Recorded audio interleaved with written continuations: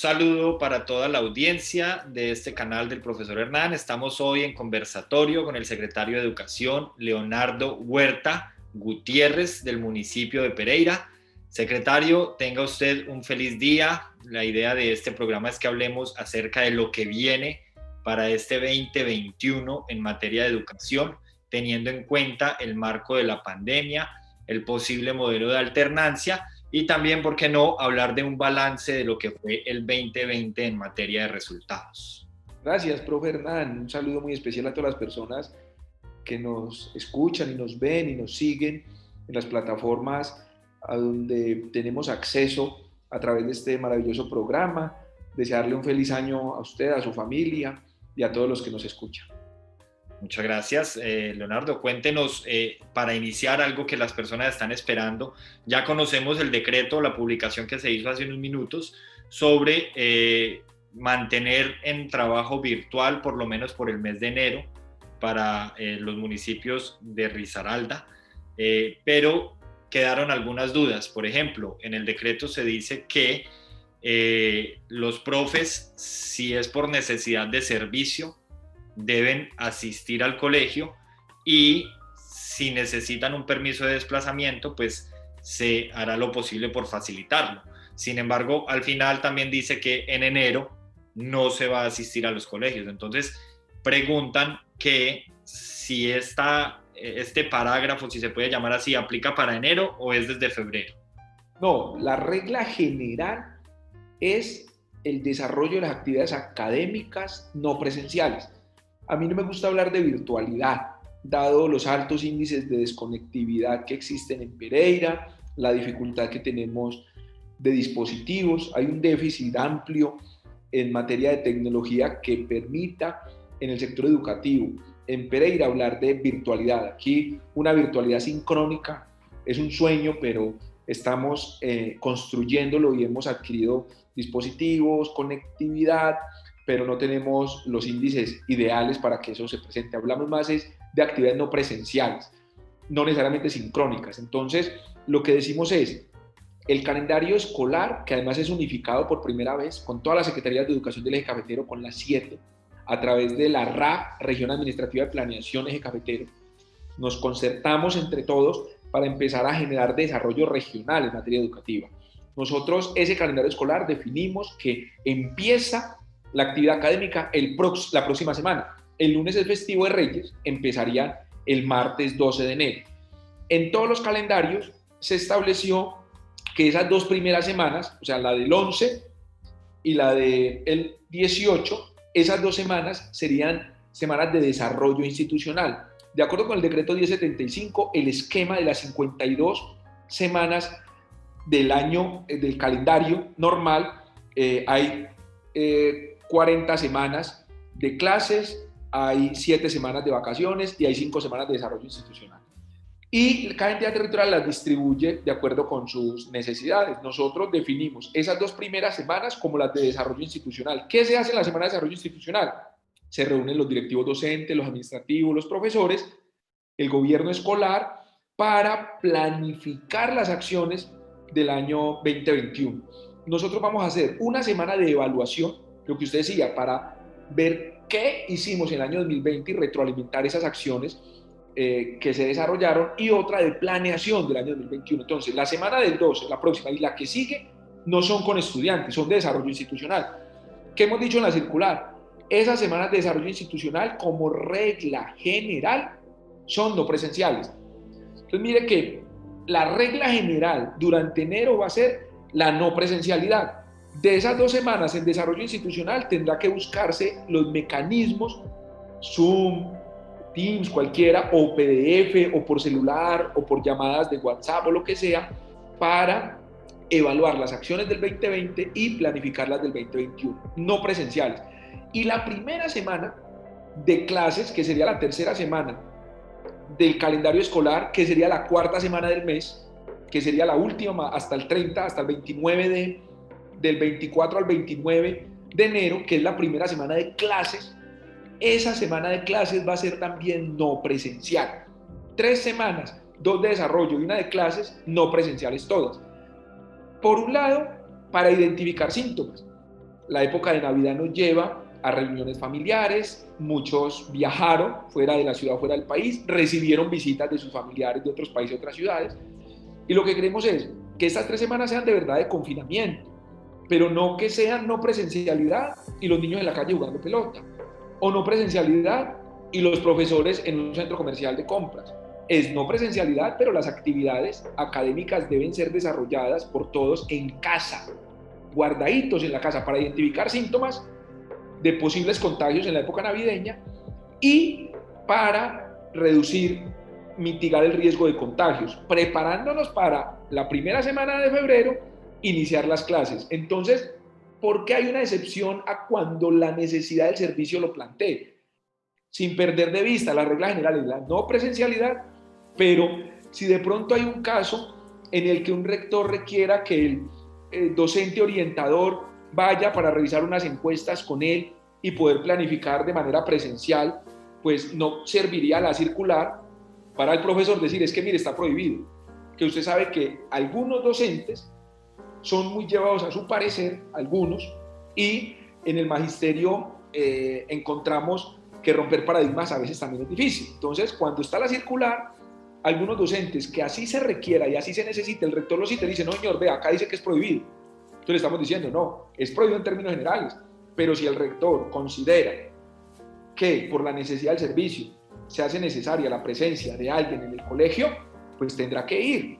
Y si hay toque de queda, pues le conseguimos el permiso. Y si hay pico y cédula, pues le conseguimos el permiso. Que no haya excusa para que en determinado caso excepcional, cuando se requiera la presencia de un administrativo, de un directivo o de un docente, saque la circular como excusa para no asistir y no cumplir sus deberes. Es más eso. Secretario, usted habla de garantizar o verificar que los docentes sí estén trabajando desde casa. ¿Cómo se va a monitorear eso? Nosotros en abril lo hicimos y tuvimos una experiencia, claro, se nos vino el mundo encima, pero hay que tomar decisiones con liderazgo. Nosotros vamos a partir de febrero a preguntarle, por eso es voluntario, es confinamiento estricto voluntario. Le vamos a preguntar al sector, ¿usted quiere seguir en casa o quiere volver a las aulas? El que decida voluntariamente seguir en casa, pues debe estar en casa, porque a veces uno no entiende por qué para algunas personas es peligroso reunirse con 10 compañeritos en el colegio, pero no es peligroso jugar con 20 sin tapabocas en la calle. O por qué es peligroso asistir a dar una clase en el colegio, pero no es peligroso asistir a la fiesta navideña con toda la familia o con los amigos de la cuadra, o ir a un centro comercial o ir a una iglesia que está repleta de personas. Entonces, si de verdad es un profesor que tiene una comorbilidad, que tiene una edad que genera un riesgo de letalidad, que tiene una enfermedad, que tiene alguna situación o vive con un abuelito, vive con su papá o su mamá que tienen una edad avanzada o tiene alguna enfermedad, si en la casa corren algún peligro, pues quédese en la casa. No me diga que no puede ir al salón a dictar la clase y que se va a quedar en casa, pero se lo encuentra uno en la Plaza de Bolívar haciendo una diligencia o en un banco haciendo una vuelta. Lo que hay que decirle es, ¿quiere quedarse en casa? Quédese en casa.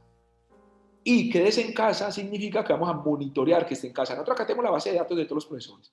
Y aquí ponemos por la mañana, en horario laboral, a todos los contratistas y funcionarios de la Secretaría de Educación a que llamen a verificar que están en casa. Y si usted está dictando una clase en casa, si está desarrollando sus labores, está haciendo teletrabajo, está trabajando en su casa y no cumple su horario laboral y lo llamamos a su casa y no está en su casa, le descuento el día de sueldo.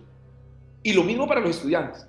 Si el niño no está en casa, está jugando pelota en la calle y la familia considera que corre un peligro yéndose al colegio a pesar de tener todos los elementos de bioseguridad, de protección personal, la Secretaría de Educación les da tapaboca, les da careta, les construimos en cada salón un lavamanos, sistema de lavado de manos, mejoramos las baterías sanitarias, les pusimos tapetes de desinfección de calzado, les pusimos geles antibacteriales, jabón líquido y toallas de papel en los salones en el sistema de lavado de manos, a los profesores careta, delantales antifluidos, termómetros para tamizaje de temperatura, todos los elementos de protección personal se los dotamos a las instituciones educativas. Y si un estudiante, la familia considera que corre riesgo en esas condiciones, pero no considera que corre riesgo el niño en la calle jugando pelota sin tapabocas, sin lavarse las manos, sin ninguna precaución, pues ese niño le vamos a poner la falla. Si el niño está en clases, en casa, es en casa. Y si lo llamamos a la casa y no está en la casa, le ponemos la falla. Y al profesor, si es clases en casa, es en casa. Y si lo llamamos y no están, le descontamos el día de sueldo. Y el que voluntariamente quiera volver a las aulas, pues tenemos que empezar a generar las condiciones para que ese retorno sea seguro. No vamos a ser irresponsables, no vamos a volver a la normalidad. Vamos a hacerlo de manera gradual, en alternancia, lunes, miércoles y viernes. Eran 3 horas el año pasado, tuvimos 43 casos exitosos, 44 casos exitosos de retorno a las aulas. No hay documentado un solo contagio en el salón de clases. Hubo colegios que empezaron con 3 salones de 10 estudiantes, fueron ampliando, jornadas de 3 horas, y nos sirvió también para aprender del proceso. Ahora queremos ampliar la jornada de 8 a 12, 4 horas. Para eso requerimos un alimento para los niños, un lácteo y un panificado, aunque sea, con una envoltura individual, e ir avanzando gradualmente y de manera muy responsable hacia ese retorno. El docente, los padres de familia, los estudiantes, los directivos que deseen retornar, retornarán, y empezaremos a evaluar y construir las condiciones para que ese retorno sea seguro. Y si las condiciones están dadas y regresan, pues listo, estamos en el salón. Y si las condiciones están dadas y no regresa, pues se queda en casa voluntariamente, pero es en casa, no es en la calle ni en los centros comerciales, ni de paseo, ni en otra ciudad, ni en otro país. ¿Qué porcentaje de instituciones ya cuentan con las adaptaciones en materia de bioseguridad? Estamos en ese proceso de evaluación. Nosotros el año pasado hicimos una licitación pública para mejorar las baterías sanitarias. Teníamos alrededor de 12 instituciones educativas con baterías sanitarias nuevas, pues como de centro comercial. Usted sabe que algunas unidades sanitarias parecen más de cantina de pueblo que de colegio, pues las hemos mejorado con su unidad para las personas con discapacidad, con los baños chiquitos para los niños. Una cosa muy hermosa estábamos haciendo, porque la prioridad de la inversión fue esa. Aquí vinieron varios líderes: necesitamos cubierta para el coliseo del colegio. Aquí no hay plata para cubierta del colegio del coliseo. No voy a hacer una sola cubierta para un coliseo. La plata de la cubierta del coliseo va a un baño.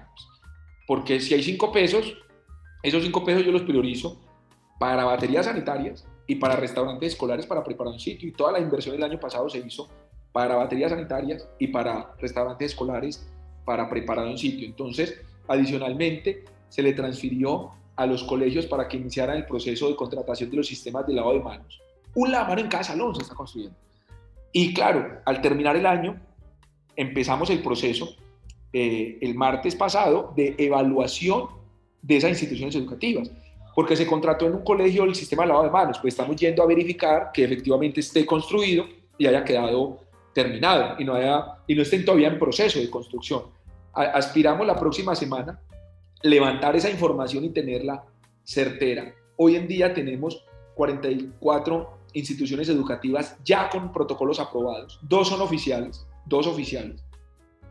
Tenemos otras 42 privadas, 20 entre instituciones de preescolar e instituciones de formación para el trabajo y el desarrollo humano, y 22 colegios privados. Entonces nosotros lo que estamos haciendo es evaluando, verificando en sitio, más allá de la documentación que se nos presenta. El alcalde ha conformado el comité de alternancia, donde hay no solo personal de la Secretaría de Educación, sino además de la Secretaría de Salud, de la Secretaría de Gobierno. Hay un delegado del Sindicato de Educadores, hay un delegado de ASODIR, que es la Asociación de Rectores y Coordinadores, hay un delegado de los colegios privados, enviado por la asociación más grande que tenga el municipio, hay un delegado de los sindicatos de los empleados administrativos, y entre todos vamos a establecer como unos lineamientos generales, a dar una asesoría técnica a los colegios y a evaluar cuando se nos radiquen esos protocolos para aprobarlos, con la claridad que esas 44 instituciones que ya del año pasado traían el protocolo aprobado no van a tener que volver a radicarlos. Si ellos ya fueron aprobados, ellos ya iniciaron el año pasado y no tuvieron ningún problema, confiamos en que continúe de esa manera. Y si hay un lineamiento nuevo por parte del comité, pues lo que esperamos es que esos colegios que ya aprobaron sus protocolos los ajusten al nuevo lineamiento y lo hagan de manera automática sin necesidad de venir acá a ser aprobados. Cuando se haga una inspección eventual y cuando el personal de la Secretaría de Educación vaya a verificar el cumplimiento de esos protocolos, pues ya deberían estar actualizados. Y si falta algún componente, pues se le revocará. Pero ya los 44 que están aprobados seguirán aprobados. Y ahora el reto es ampliar el número de instituciones educativas, pero siempre en alternancia. No vamos a volver a la normalidad, o sea, no vamos a permitir que en Ciudad de la Cuba entren los 3.000 estudiantes más, 5 salones, 6 salones, un salón más, un grupo más. También eso nos sirve para, Hernán, generar esperanza propia. Muchos niños, no quiero volver al colegio, no, eso virtual ya me tiene cansado, yo no vuelvo por allá. Depresión, estrés, pues todas las dificultades que genera un confinamiento, pero cuando el niño en colegio ve que ya otro salón volvió, se llena de esperanza y dice, sí, vamos a volver, ya los de quinto ya volvieron, ya casi vamos a volver nosotros. Y se empiezan a entusiasmar por ese retorno a las aulas, que eso también es una de las metas que nos hemos puesto, que ese retorno sea gradual, progresivo, muy seguro, muy responsable, pero empezar a prepararnos de una vez para mejorar la calidad de la educación presencial. En materia de resultados, secretario, ¿cómo fue el balance del año 2020 en contraste con los años anteriores en los que la educación se ejecutó de manera regular? Pues el indicador que se ha manejado, los indicadores sintéticos y pues todas esas metodologías que existen para medir la calidad de la educación, usted es del magisterio y conoce eso mejor que yo llevo aquí un año y me tocó un año de pandemia, o sea, yo llevo aquí un embarazo y fue un embarazo con preeclampsia, eso fue un embarazo de alto riesgo, pero no tenemos indicador de prueba saber, está la hora que no han llegado los resultados. Y mucha gente nos pregunta, ¿cuándo llegan los resultados? Es que el ICFES es una entidad nacional del Ministerio de Educación, no tenemos nosotros nada que ver con ello, pues no tenemos mucho que ver en la relación jerárquica, pues sí somos del sector, pero hasta ahí. Nosotros percibimos, yo sospecho, porque no tenemos como el indicador todavía claro en prueba saber, además que usted sabe que las acciones en materia educativa se ven reflejadas al mediano plazo. O sea, esto necesariamente afectó la calidad de la educación. Uno no puede tapar el sol con un dedo. Así como se afectó la economía, que es algo evidente, pero las mediciones de crecimiento económico son permanentes. En materia educativa es al mediano plazo cuando uno se va enterando de las condiciones académicas y de la situación intelectual de las personas, pero en términos generales yo considero que necesariamente sí se vio afectada la calidad. No obstante, se hicieron grandes esfuerzos para que esa calidad fuera lo mejor posible. Nos develamos una situación en materia de salud, que no había UCI suficientes, y en materia de educación, que no había computadores, tablets, y sobre todo, conectividad suficiente. Comprarle una tablet a cada estudiante de Pereira vale la cuarta parte que garantizarle conectividad todo el año a todos esos estudiantes de Pereira.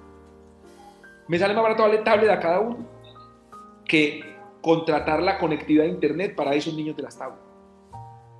Y aquí se ha hablado mucho, y son mitos urbanos, que la última milla, que el ministerio de las TICs, que interna 8.000 pesos en el hogar. Nosotros nos pusimos a arrastrar a todo el mundo y a llamar a todas las empresas, listo, les compramos 10.000 conexiones de esas de 8.000 pesos. Eso no existe. Decían 8.000 el internet, 6.000 la telefonía fija, 12.000 la televisión, y eso le suma 26, 28.000, 32.000 y le arman el paquete completo. No es que yo necesito solo el internet, no, le vendemos el paquete y el internet 8.000. Entonces termina volviéndose una falacia imposible de ejecutar. O me dicen, listo, eso para 8.000 pesos es estrato 1, pero no aplica para la comuna de Llantana, ni para las comunas de Cuba, las 5 comunas, ni para la del Río, solo aplica para el centro y para Pinares.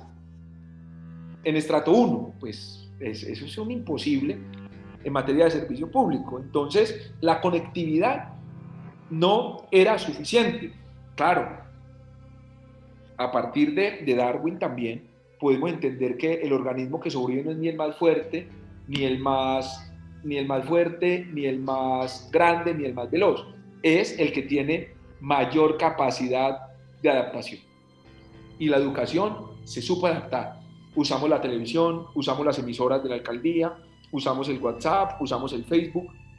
Profesores que iban a la casa del estudiante a hacerle tutoría personalizada, otros que no tenían conectividad, los dotamos y les compramos fotocopiadora e imprimieron las guías y las entregaron, y un día las entregaban y a la semana las recibían y las retroalimentaban, y aprendimos a usar ese tipo de plataformas como el que estamos usando en este momento, el Zoom, y llegaron para quedarse. Ya las reuniones de secretarios de educación no hay que pagar un avión y unos viáticos para ir a Bogotá, lo hace uno en tiempo real con todos los secretarios de educación, con la ministra, con los viceministros, y hubo muchas cosas positivas que nos quedaron de la pandemia, pero la calidad en la educación se afectó, y también la salud socioemocional, psicológica de nuestros estudiantes. Yo creo que la pandemia nos quitó lo mejor del colegio: el recreo, los amigos, la tomadera de pelo, la chanza, la socialización, la reunión, el compartir. Eso nos lo quitó la pandemia y mantuvo lo peor de la educación: las tareas, y las duplicaron, porque al principio los profesores creían que el muchacho, por estar en casa, tenía todo el tiempo del mundo y le ponía 10 trabajos cuando antes le ponía uno.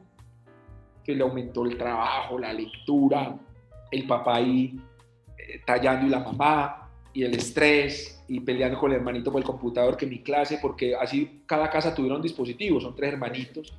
Por eso el papá haciendo teletrabajo, la mamá haciendo teletrabajo, y los 5 peleando por el dispositivo o con el celular de la mamá y sin datos. Entonces, claro, la educación se vio afectada en su calidad. Aprendimos muchas cosas y, sobre todo, esperemos que hayamos llegado a un punto de equilibrio, donde antes, así como en el Emilio de Rousseau, el papá le entregaba al hijo a la escuela para que se le educara. En ese aspecto estábamos, donde el papá ni se enteraba si el hijo ni siquiera iba por las notas. Era problema suyo. Usted no sabe leer, es problema del profesor. Problema a la escuela. Le delegaba completamente el proceso de formación a la escuela. La pandemia invirtió la carga, donde la mayor carga ya no era para la escuela, sino para la casa. La familia tenía que soportar la mayor carga en materia de educación, que eso también generó desestímulo en la educación. Padres de familia que no saben leer y escribir, o que no saben álgebra, o no saben cálculo, y tenían dificultades para apoyar a sus hijos. Y ese exceso de apoyo, esa mayor intensidad en el apoyo de la familia al hijo, yo espero que terminada la pandemia nos lleve a un equilibrio, donde ya el colegio aporte, pero la familia también, y entre los dos construyan ese punto medio que permita que la educación sea de mayor calidad y sea mucho mejor. Entonces, este 2021 nos trajo mucho aprendizaje. A nosotros en Pereira nos trajo 5 reconocimientos del Ministerio de Educación.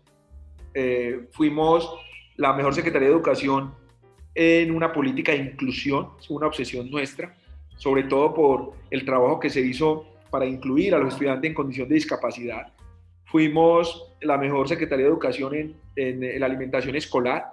De aquí surgió la idea de entregar la alimentación escolar en paquetes para que los prepararan en casa, y lo entregamos casa a casa.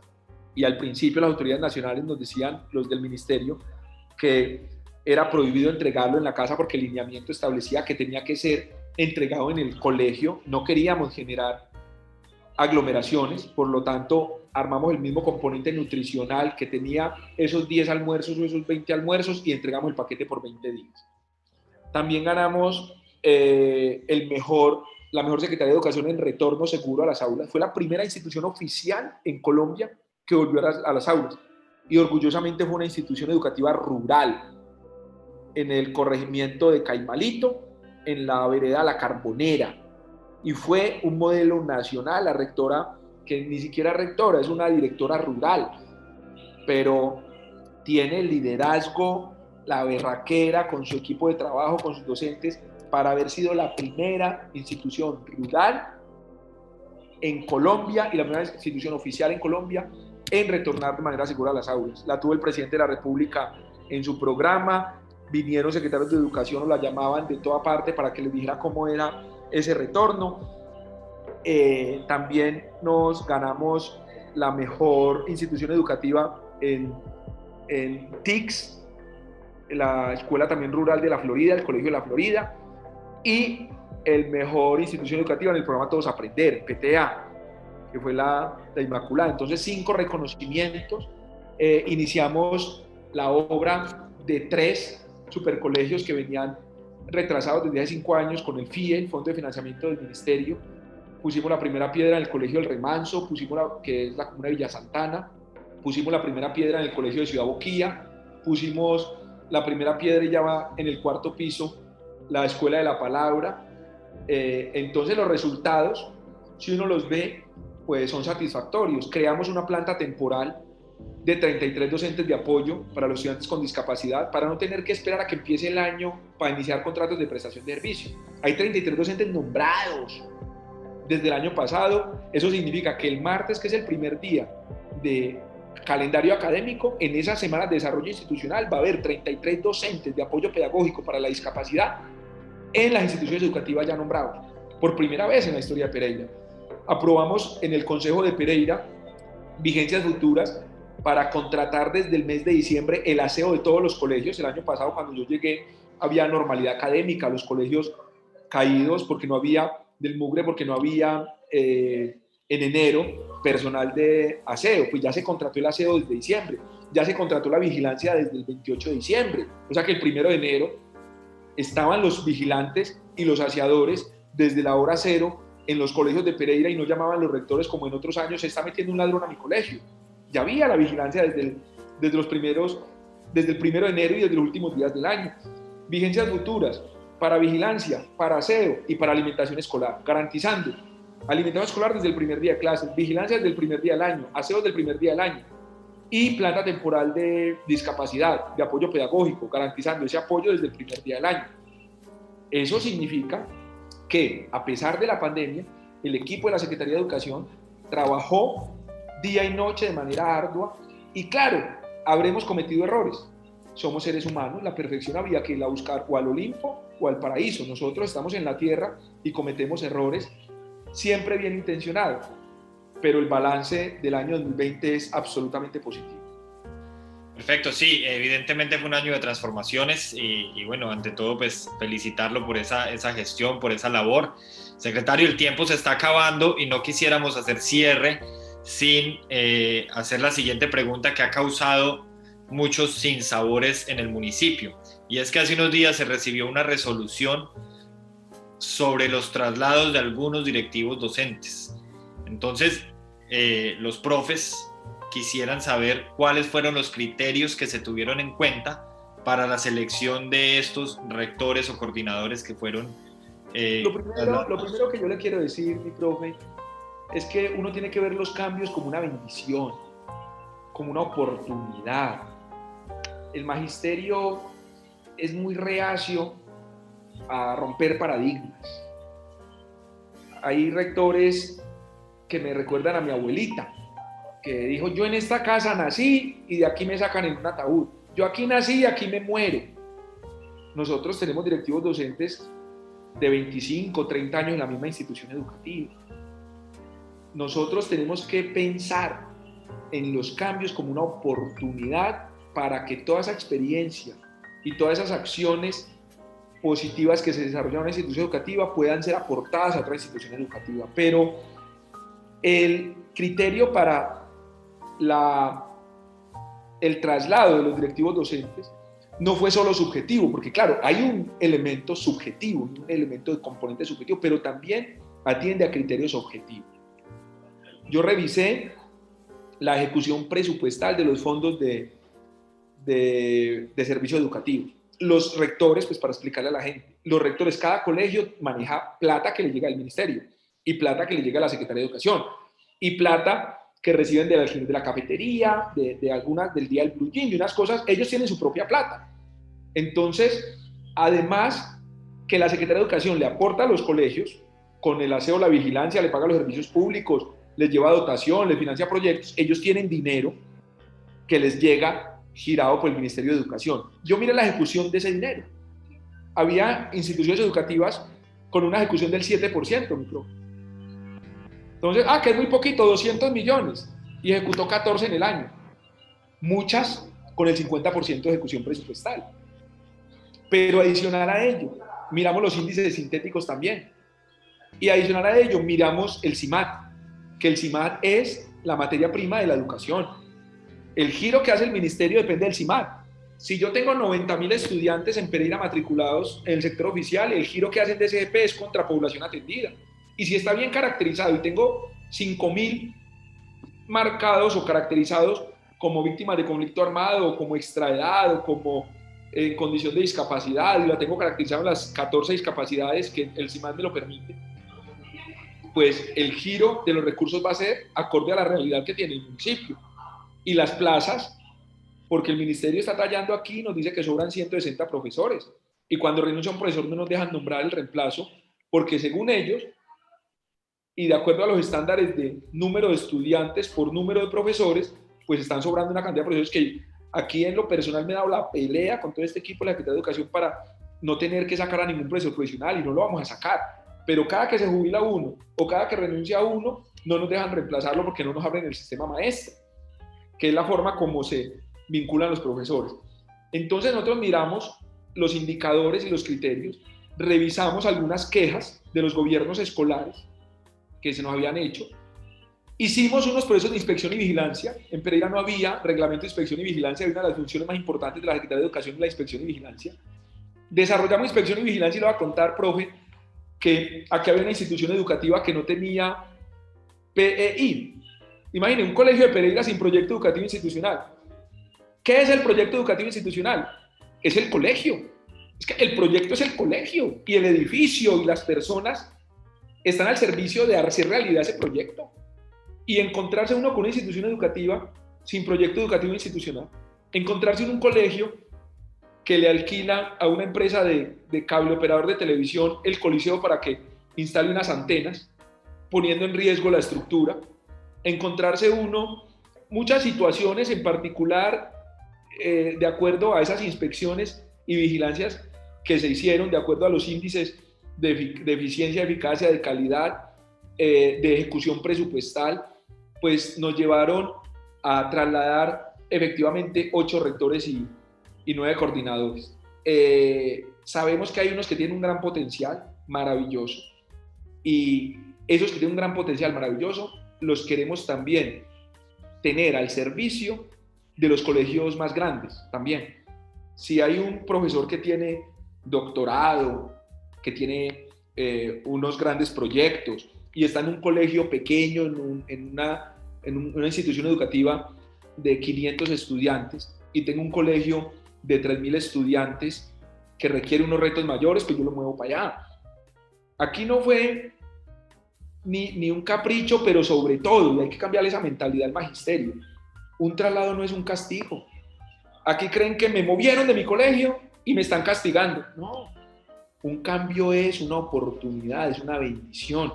Incluso cambiar de ambiente, cambiar de paisaje, llegar, coger una ruta distinta a la que ha cogido durante 27 años. Usted decía Franklin Delano Roosevelt, decía, el gobierno y los pañales hay que cambiarlos de manera periódica por la misma razón. Hay que asumir nuevos retos, hay que ajustar los equipos, hay que optimizar las potencialidades de cada uno de acuerdo a las medidas técnicas que cada colegio tiene, de acuerdo a quienes son de jornada única, de acuerdo a cuáles pueden volver a la presencialidad en alternancia. Todas esas condiciones nos llevaron a hacer esos traslados, pero no es ni por una retaliación, ni es por una venganza. Yo muchos de los rectores, la verdad, no los conozco.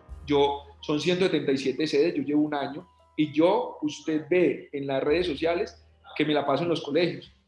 Aquí el equipo de la Secretaría de Educación, vamos a las instituciones educativas. Mañana sábado tenemos comité de alternancia, el otro sábado vamos a visitar 15 sedes del corregimiento de Tribunas Córcega, 15 sedes, y salimos a las 7 de la mañana y nos vamos con todos los directivos a recorrer las 15 sedes. Yo quiero conocer los colegios, pero no alcanzo a conocer todos los rectores. Entonces hay algunos de ahí que movimos sin conocerlo, no sé ni quién es, pues no lo he visto personalmente, pero de acuerdo a la hoja de vida que tiene, a las potencialidades que encontramos en ellos y a todas esas evaluaciones que hicimos, pues consideramos que le puede aportar mucho a la educación desde esa otra institución educativa. Pero los invitamos a que no vean los traslados como algo malo, sino como una bonita oportunidad para empezar este nuevo año lleno de esperanza hacia la consolidación de una nueva historia para Pereira. Eso quiere decir entonces, ya para terminar, secretario, que los traslados fueron inconsultos, no se habló con los trasladados antes de. No, la potestad, de acuerdo con el decreto 1075, es de la Secretaría de Educación. O sea, hay un cronograma donde se consulta y se le plantea a los rectores quién quiere moverse. Y no hubo ninguno que haya hecho la solicitud de moverse. Creo que un coordinador fue el único que hizo la solicitud de moverse. Pero eso no, la norma no establece que sea requisito consultarlo. Además, eso también parte de un principio del derecho laboral y del derecho laboral administrativo que se llama el ius variandi. En el ius variandi se establece la proporcionalidad, no puede ser desproporcionada el cambio de condición laboral. ¿Eso cuándo pasa? Por ejemplo, si esta fuera una secretaría departamental, donde traslada a alguien de Santa Rosa de Cabal a Pueblo Rico, por decir algo, o cuando a alguien lo trasladan de aquí a Mitú, pero trasladar a una persona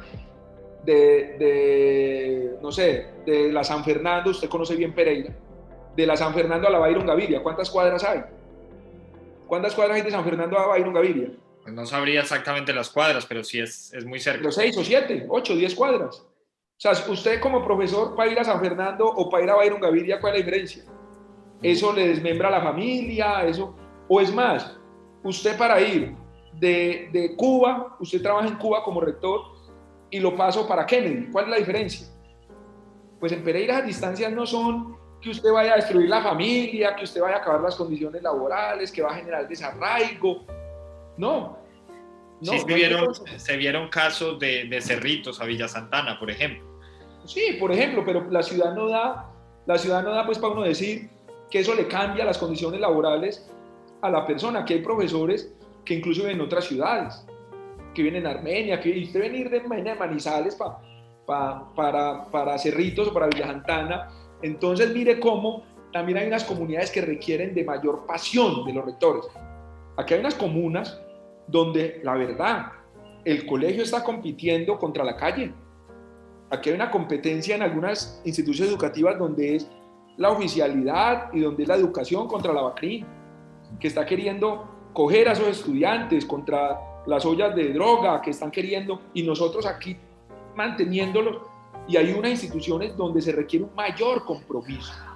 Y en esas instituciones donde se requiere un mayor compromiso, tenemos que mirar cuáles son los rectores y los coordinadores que tienen proyectos, que le imprimen pasión, que le ponen cariño. Pero cuando usted llama a un rector y le dice, bueno, usted que le pone todo ese cariño, toda esa pasión, me encantaría que se fuera para esta comuna donde lo necesitamos. Él dice, a mí no me mueva de mi comunidad, yo amo a mi comunidad, Pedrito me quiere, Raulito, el presidente de la Junta, yo aquí ya he hecho un proceso, ¿Y cuánto llevan ese proceso? 24 años y de aquí no me mueva.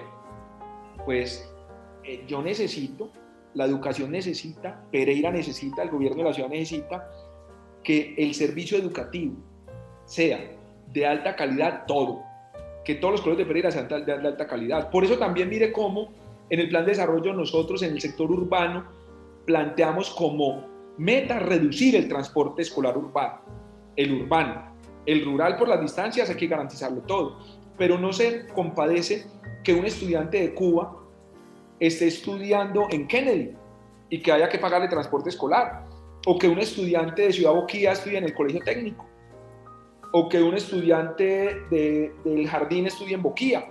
Si usted viene del jardín, tiene que estudiar o en la normal o en el INEM. Y si usted vive en Cerritos, tiene que estudiar en el colegio de Cerritos. Y si usted vive en Alfonso López, la oferta educativa está diseñada para que las personas estudien en el colegio más cercano de la casa. Pero si hay desigualdades en materia, de calidad, de jornada única, de bilingüismo, pues la gente va a seguir prefiriendo los 4 colegios que tienen fama en Pereira. Lo que queremos es que esos colegios que son excelentes, pues esos rectores que han desarrollado esos proyectos, nos ayuden a construir esa nueva historia también donde se necesita, en la Comuna de Villa Santana, también en la Avenida del Río, también en Boston, también, y que todos los colegios sean de altísima calidad para que sigamos aumentando la matrícula. Lo que uno no puede ver es que si a mí me trasladan de Cerritos para Las Brisas me están castigando, ni riesgos.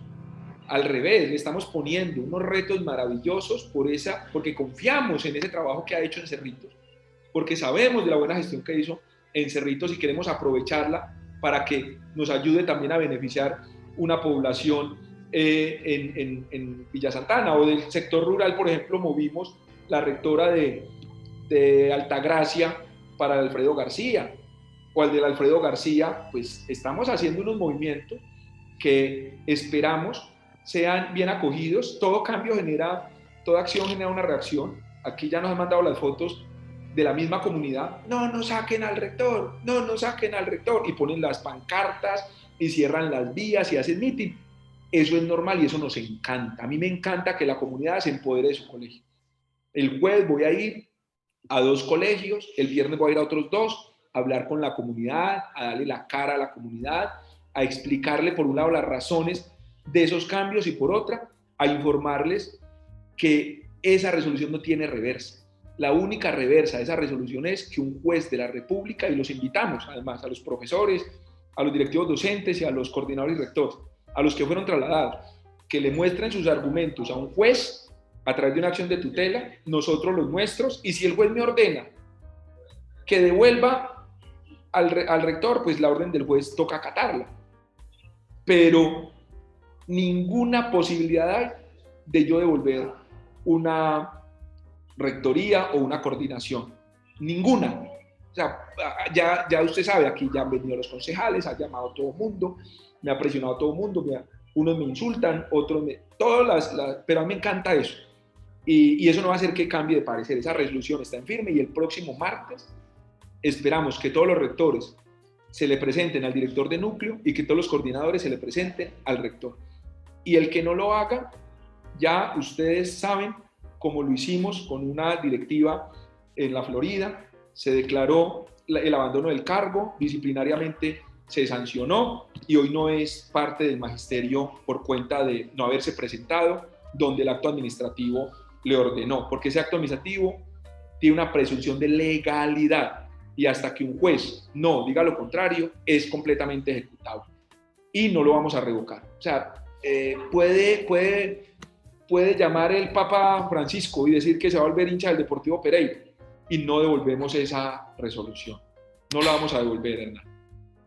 Secretario, muchas gracias por todas las aclaraciones, muchas gracias por haber asistido a este programa, por haber despejado todas las dudas. Le deseamos desde aquí, desde la República de Irlanda, todos los éxitos para este año, que los resultados sean inclusive mejores que el 2020. Esperemos que así sea, muchas gracias. Este éxito en la gestión del 2020 es el resultado de la pasión de nuestros docentes, que son unos héroes que se adaptan y luchan día a día por una mejor sociedad. Es gracias al liderazgo de nuestros rectores y coordinadores, es gracias a la constancia y a las ansias de conocimiento de nuestros estudiantes y de sus familias. Y si seguimos todos alineados hacia ese anhelo de hacer de Pereira una nueva historia, seguramente lo vamos a conseguir. Muchas gracias, secretario.